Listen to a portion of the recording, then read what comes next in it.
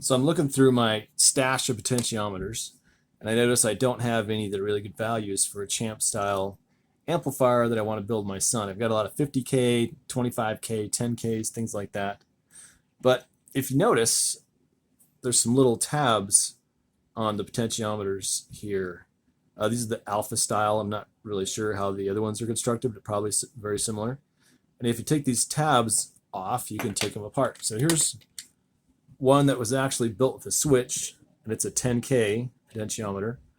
So I pulled off a couple of these tabs, and the potentiometer comes away from the switch, which means that you can change the value of your switched. Now, a champ style amplifier traditionally has a 1 meg that goes along with the switch, and I don't have an extra switch for my son's amp either, so this is going to work really good. But I need to get a 1 meg potentiometer. So what I have here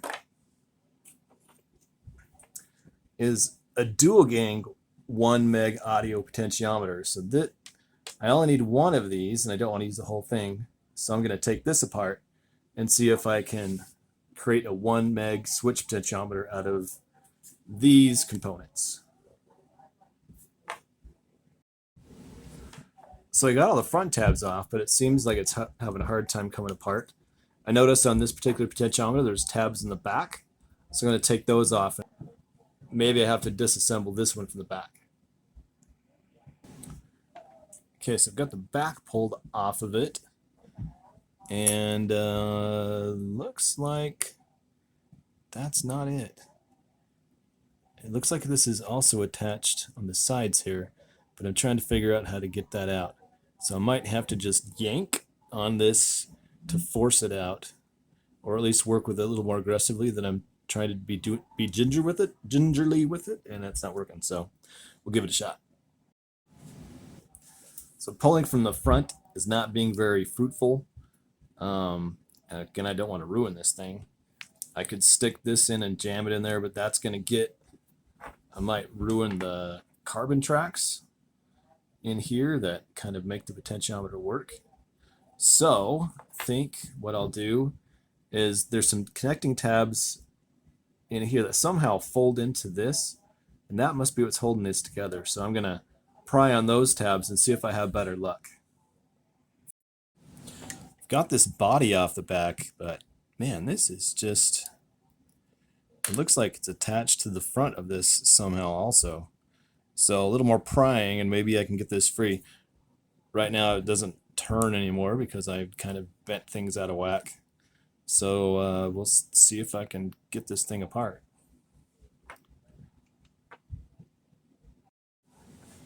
So I've been fighting this for a little while now, and I found all these little tabs that were connecting everything, and I've got everything loose except for it's just not coming apart. And I think what's going on is this is staked. So the shaft here that rotates seems to be staked to this part. And rather than try to pry things, I'm going to see if I can get that out. If I can unstake this, maybe I can pull it apart and put it back enough that I can add this. I mean, what I should have done is just, after I took the back off, put this on, but that was kind of difficult to do too. These dual gang pots are put together in a very, I don't even know how they do it. It's kind of amazing how they do it. So here's my last ditch effort. Okay, after a little more prying with the screwdriver against the body, I've got this kind of staked part out, and it just kind of fell into a bunch of pieces. But what I'm after is pretty much that right there. It does look like this was staked into place because this little spacer that was used for this is kind of out of whack.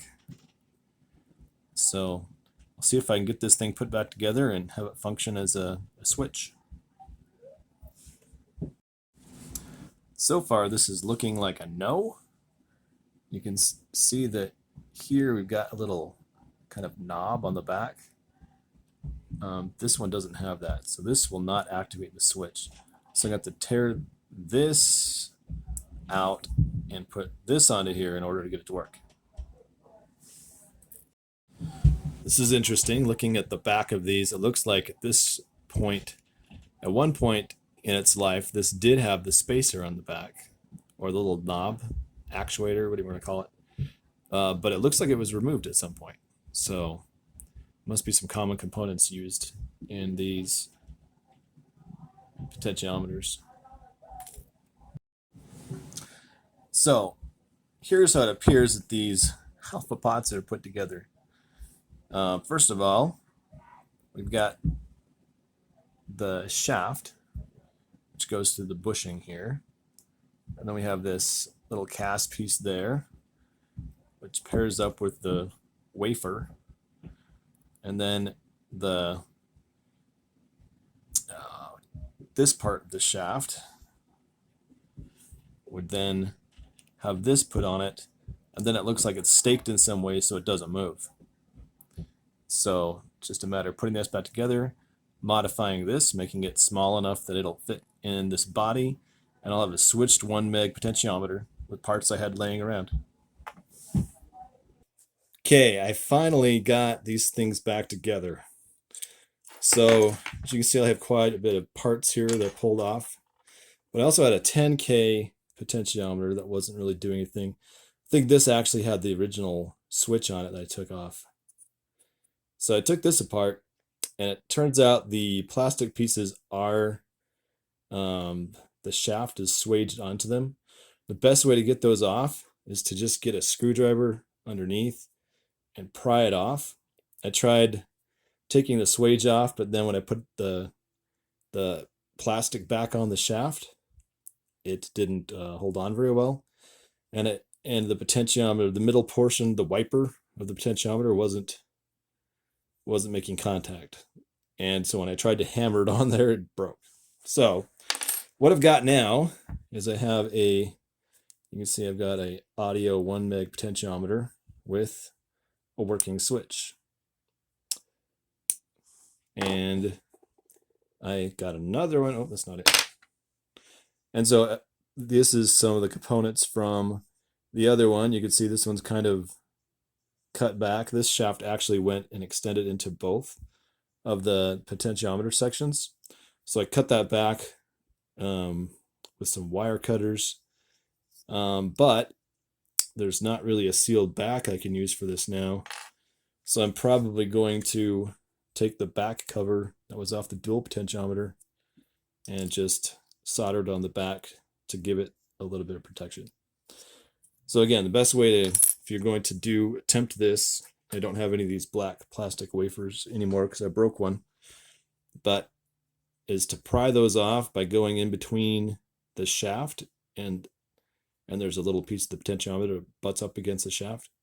So get a tiny screwdriver like this, go in there and pry those apart. And once you get it apart, you can make the changes you need and then just press it back in. I used my drill press, and I used kind of one socket to hold this section and one socket to go around this section. Again, the back of this case wasn't there. This is part of the original dual potentiometer. And then just gently press it down until that little part that rubs against the shaft is seated against the shaft. And then do a check to make sure your wiper's making contact. I did have to actually take it apart once and bend some of the contacts back together so that it would make contact. So not too bad. I needed 1 meg potentiometers for some projects. Had that, oh, got the wrong one again.